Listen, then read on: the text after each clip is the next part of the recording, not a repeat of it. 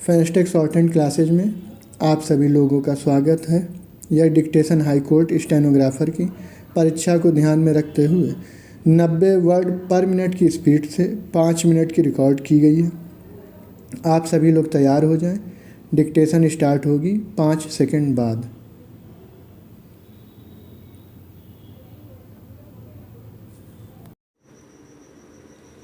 भीड़ द्वारा हत्या से संबंधित अपराधों को शामिल करते हुए इसे नस्ल, जाति, लिंग, भाषा या व्यक्तिगत विश्वास के आधार पर 5 या अधिक व्यक्तियों द्वारा हत्या या गंभीर चोट पहुंचाने के रूप में परिभाषित किया गया है।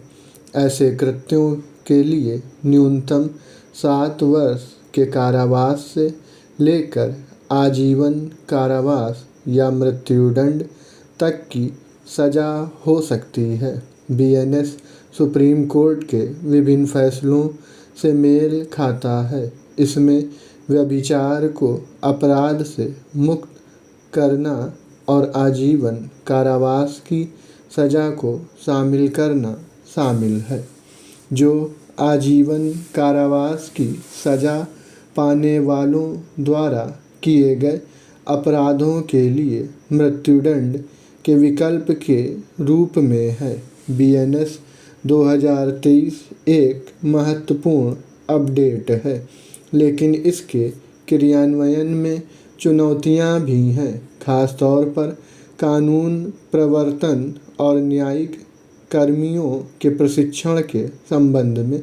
भारत में विभिन्न कानूनी क्षेत्राधिकारों में नए प्रावधानों को लागू करने में एकरूपता और सुसंगतता हासिल करना चिंता का विषय बना हुआ है।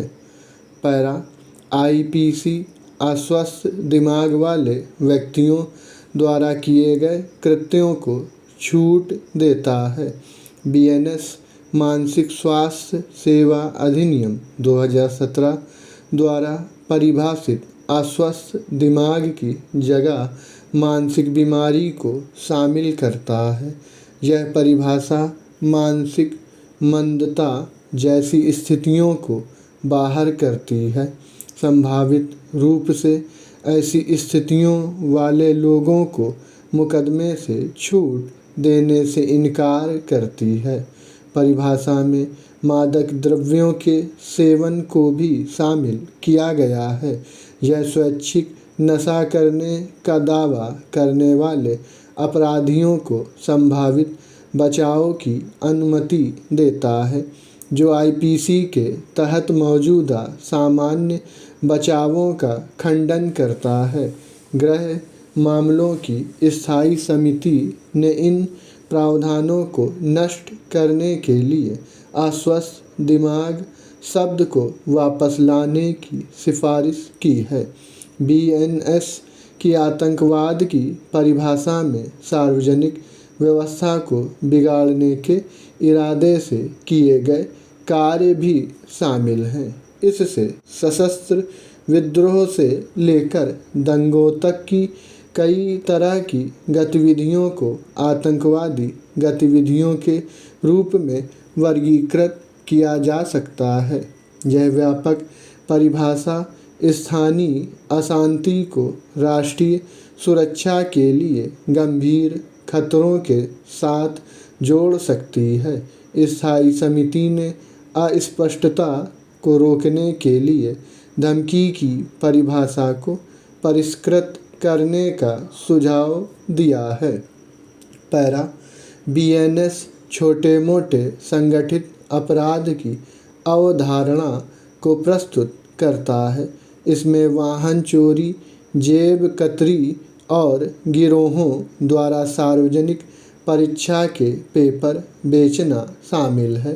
हालांकि गिरोह, एंकर पॉइंट और मोबाइल संगठित अपराध समूह जैसे शब्दों की स्पष्ट परिभाषा नहीं है और असुरक्षा की सामान्य भावना पैदा करने की आवश्यकता अस्पष्ट है। स्थायी समिति बेहतर स्पष्टता के लिए इन प्रावधानों को फिर से तैयार करने की सिफारिश करती है। बीएनएस 2023 नाबालिगों जैसे कमज़ोर आबादी की सुरक्षा के लिए कुछ अपराधों के लिए विशिष्ट आयु मानदंड निर्धारित करता है। उदाहरण के लिए इसमें बच्चों के खिलाफ अपराधों के लिए कठोर दंड शामिल है। यह सुनिश्चित करता है कि कानूनी सुरक्षा युवा व्यक्तियों की सुरक्षा के लिए उचित रूप से तैयार की गई है। स्टॉप।